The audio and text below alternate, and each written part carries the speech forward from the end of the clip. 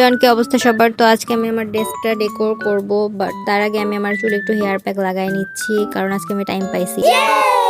তো এই ফেলে দেওয়া বক্সটা দিয়ে আজকে আমি একটা শেলফ বানায় নিব, আর এটাতে আমি ছোট ছোট জিনিস অর্গানাইজ করে রাখতে পারবো, যেটা আমার টেবিলকে অনেক সুন্দর করে দিবে। তো তোমরা ভিডিও দেখে বুঝতে পারছো যে আমি টু সাইডের একটা টেপ দিয়ে ঠিক এইরকম শেপ করে এই শেলটাকে বসায় দিচ্ছি। তো তোমরাও চাইলে কিন্তু এরকম করতে পারো। পুরাতন অ্যাক্রিলিক কালারেরই দুইটা পট নিয়ে আমি দুইটাকে সুন্দর করে ডিজাইন করে এখানে অর্গানাইজ করে রাখবো।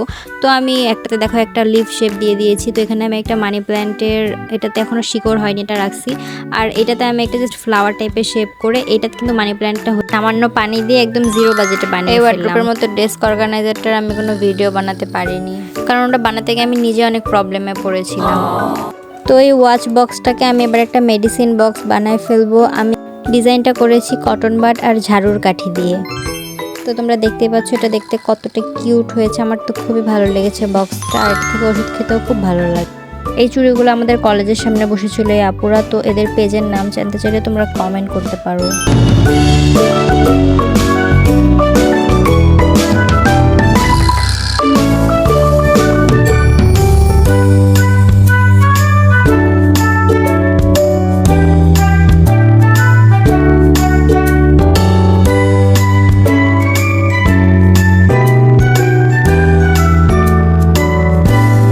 এই সাইডের পুরো ওয়ালটাতে ইচ্ছে আছে যে আমি নিজের পেইন্টিং দিয়ে এই ওয়ালটা কভার করব, আর কিছু ফেরি লাইটস লাগিয়ে দিয়েছি।